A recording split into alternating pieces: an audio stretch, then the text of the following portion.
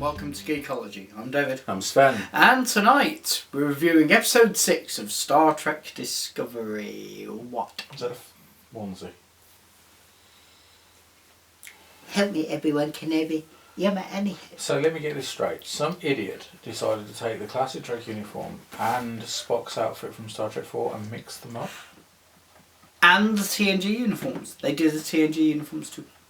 I may have to kill myself. But before you ask, I couldn't get the Captain Kirk one. They didn't have it in my size. How cool is this? You don't need to explain that. That much was obvious. I think it's cool. What's the point of it then? I would have thought it'd be quite warm. Oh god. Right, well, we're about to watch episode 6. Huh. I like that. Yeah. Oh yeah. I really like that. And they're starting to dovetail it with TOS. They are. Very much so. Alright, now, last week, when we recorded this segment of the show, I tried to very stupidly preempt what people were going to lose their minds over. And I failed in an epic way. I could not have been further And wrong. who was right? Who was right? Actually, you weren't that right. You were loosely right. You were right-ish. I said the swearing. That wasn't the only thing that people lost their mind over. Have you seen It was the main thing. Have you seen the number of YouTube videos just on that point? Yeah, there's been a few. Yeah. There's been a few. Okay, so what do you think people are going to lose their mind about from that one? You're going to have there were no holodecks. That wasn't a holodeck. The stars. That was a simulation. Just happened to be holographic. Yeah, but nothing was physically real except for the phases which are taken in. But the animated series blows that out exactly, water anyway. and we'd seen a holodeck type thing in Enterprise anyway. There's going to be people who. On a side note, because obviously it wasn't canon, but I'm not sure if it was Ashes of Eden, but there was one of the TOS novels where Kirk went to Starfleet Command and they asked him to put on this like spacesuit, and in the visor it projected VR suit. And it had his battle with the Gorn, and the technician was really excited because the technician was trying to get it right, and he played it numerous times, and he said, was it the same as been there? Was it? And he said, I never thought my logs would become entertainment. And it's like, yeah.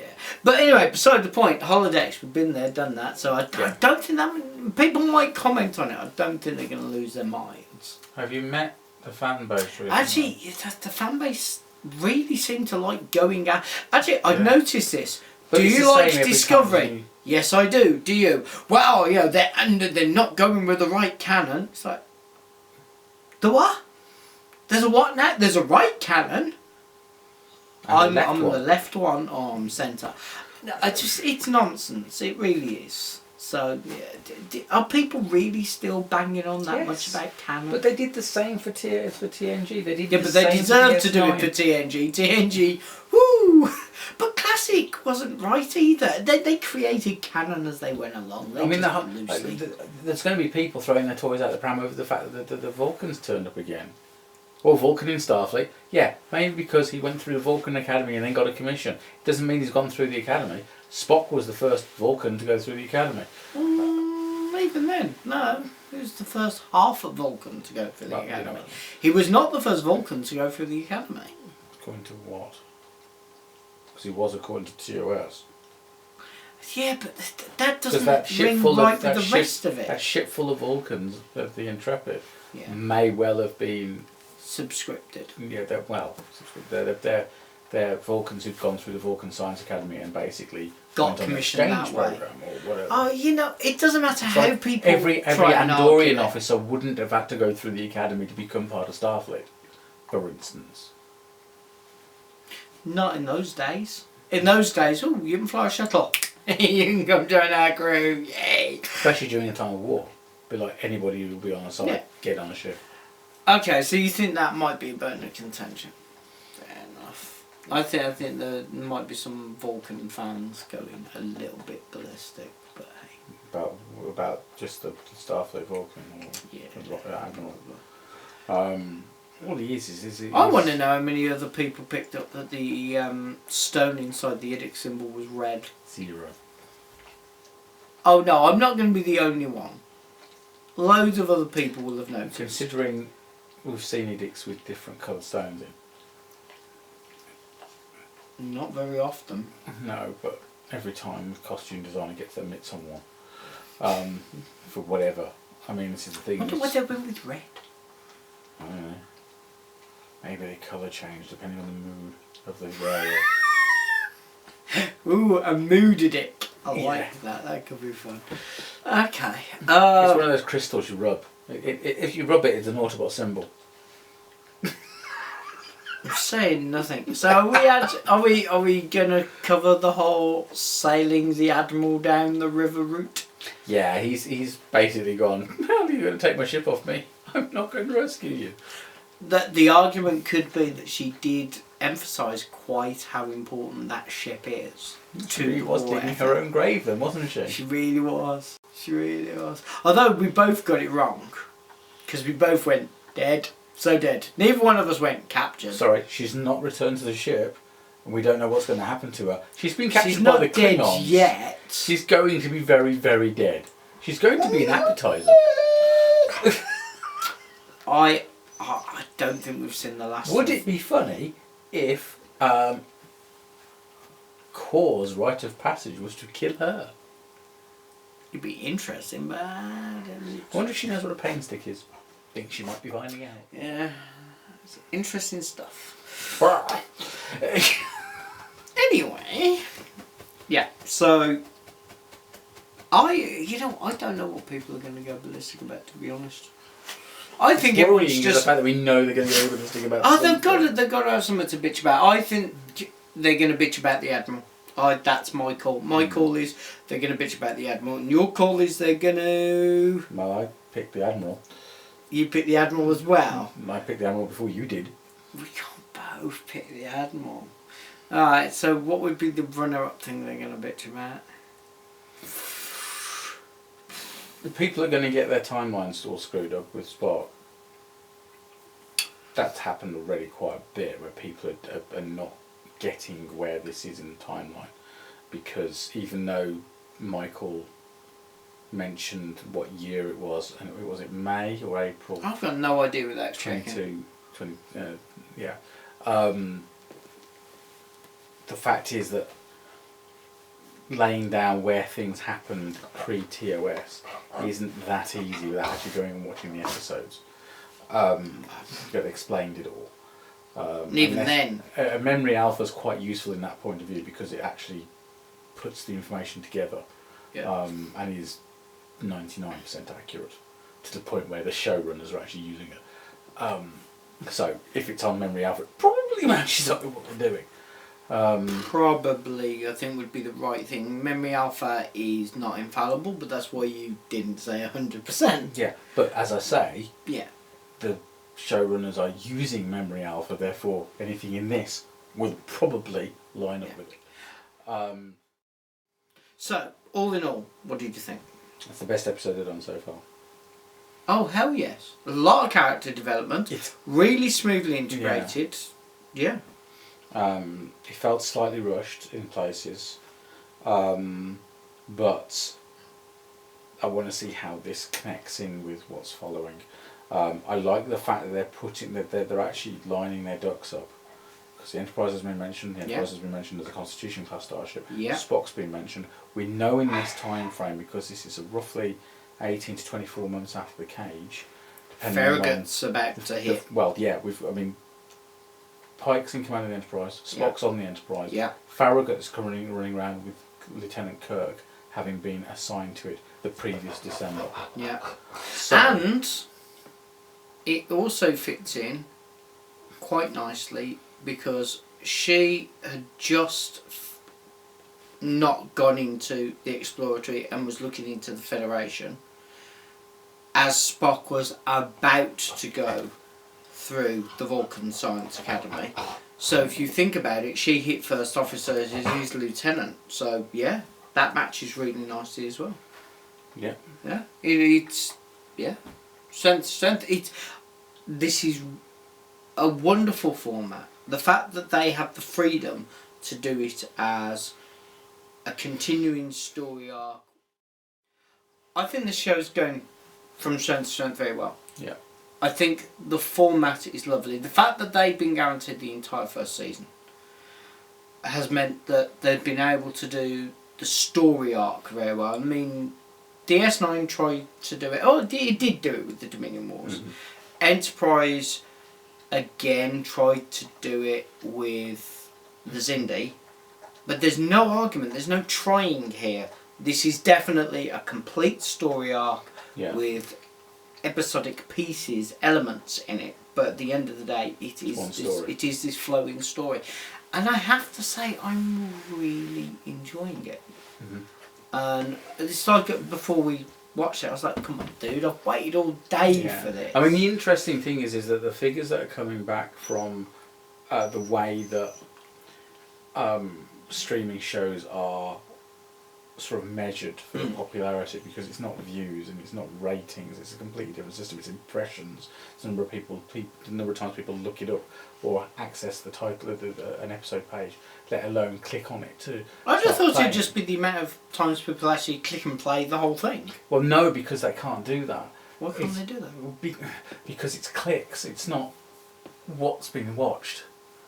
It's the YouTube monitors how much of what's been watched, and they can't. Well, it depends on how it's working, because you've got different pieces of technology doing it. It's all through different apps. It's not like YouTube amount of download. They're controlling of it. It basically what they're doing is they measure the interest, not the views. I don't think Star Trek are doing this. I'm not commenting on this in any way, shape or form where Trek is related. However, did you know that one of the ways they track Game of Thrones are how many torrents are done? Yeah, that's what they do. They do that as well. Yeah. Fantastic. And it's basically any interest online in the item, in the product, whatever. And it's interesting. In the last week, you've had Game of Thrones. Well, it looked like Discovery was catching Game of Thrones up, and now Game of Thrones is quite a way past its end of season. It's overtaken it, making Discovery actually the most the streaming show with the most interest in the United States. Nice. Now it's just in the States, because elsewhere it's measured in completely different ways. Yeah. But Netflix are very, very happy with Discovery. In fact, Netflix was so happy with Discovery they put the money up for season 2 quite a long time ago. It's just that nobody announced it. It's not been. It wasn't approved. Was it approved today? Yeah, it was today. It's officially been announced. But we knew that anyway. Yeah, because it leaked several weeks ago. It actually leaked before the first episode. Yeah, but in all fairness, who's surprised? Well, no one, because it's like Netflix. Just on the back of the fact Netflix was going to get it. Yeah. Their subscriptions went up. Yeah. Because they were measuring the interest in it, and it was just like, well, it was no brainer. So when that leak happened, that's when Netflix greenlit its investment. Yeah. There's no way CBS was going to go no. It's just that they wanted to get a bit more in the way of their investors on board, I think, potentially. But essentially it was greenlit several weeks ago. It's just that now they're admitting to it. In fact, the Twitter account for one of the producers, he actually said, I can now actually get away with talking about this. I can finally be honest and thinking. So I'm just like, yeah, you knew about this weeks ago. And when that leak happened, it was actually stated that not only was season 2 pretty much worked out, but season 3 has got a storyline. So you're just like, okay, right. There's no. I mean, this is the things everybody's been going. Oh, it's not going to get season 2. Well, yeah. So I don't see. The only thing I'd say is I don't know how many seasons of Discovery we're going to get, because it's impressive. Well, yes, I mean the budget's huge, but and getting it done is going to take time. They've already said that season 2 won't be ready until the early part of 2019. What? Yeah. What are they doing over there? Well, it's just look at how long it took with season 1 to get to us. Yeah, that's true. It was a long time. Well, you know what? Let's hope they get that other Star Trek. Oh, yeah. There we go. Yeah, we know. We know. And don't forget that once Discovery comes back in the new year for the final 6 episodes, that's going to go into March. Yeah, that'll take us to March. So it'll only be maybe a year until... A year is still a long time I know, to wait. but you know what I'm Trek. saying? Considering how much work has got to go into that show. Yeah, there's a lot of work. Especially if they start making changes. Depends on who's going to stay with the show from the production team, and so on and so forth. Will they be starting from scratch in many ways? Who knows? Could there be cast changes? Could there be changes to special effects? Could there be changes to the ships? Could they literally be starting to get it more move us more towards TOS? We don't know. I mean, they've said they're going to move things towards TOS as the seasons go on. Should they be given that opportunity? Well, I think they should be given that opportunity. More clearly. But it'd be interesting to see if in between Discovery seasons we get this much wanted anthology show, which was the original pitch for what has become Discovery, and if indeed the massive rumour that Nick Meyer has managed to get this whole SETI Alpha series, well, mini-series potentially, it might only be 6 episodes. I don't care. Better than Better than 0. none. And then he might be able to jump forward and do something after the Undiscovered Country, for instance, between Undiscovered Country and Generations is one of the other rumours that's flying around. And then maybe something with Enterprise C. Then maybe something after Nemesis and Countdown. That would be lovely. I could live with this. That would be great. Well, we'll see what happens. Because the thing is, at the end of the day, if there's any franchise that they can build a TV and cinematic universe on, I think this is it. And if then they'd be stupid not to try. I agree. Well, I think that about wraps it up for us, then, yeah? Yep. Right, well, thank you very now. much for watching. Second. Tired now. Well, I think that about wraps it up for us. You can subscribe to us here on YouTube. You can follow us on both Facebook and Twitter. And there is the Flickr account. Thank you for watching, and goodbye. Bye.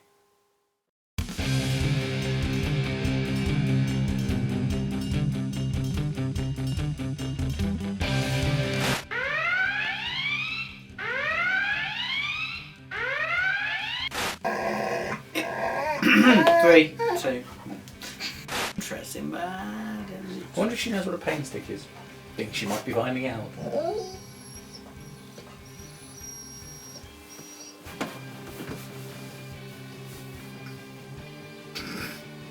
I'm a bad human being.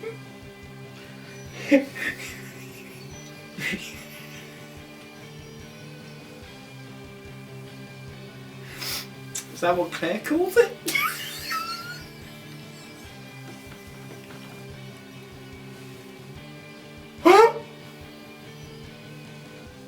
I'm a bad human being. My brain went to bad places. I apologise. Your mother Oh God. has a smooth forehead. Oh God. Sorry. I'll try and compose myself. No, I shouldn't be amused by that. You're not funny. So we're at a position now where Well, did I Spock's on the say Enterprise episode with 6? I think I said episode 6 at the beginning of this. I was really wrong when I did the intro. that's after Trek episode 5. Yeah, it's been one after every episode, hasn't it? No. No, yes, you're right. Okay. Whew! I thought for a second I'd really screwed up. Anywho.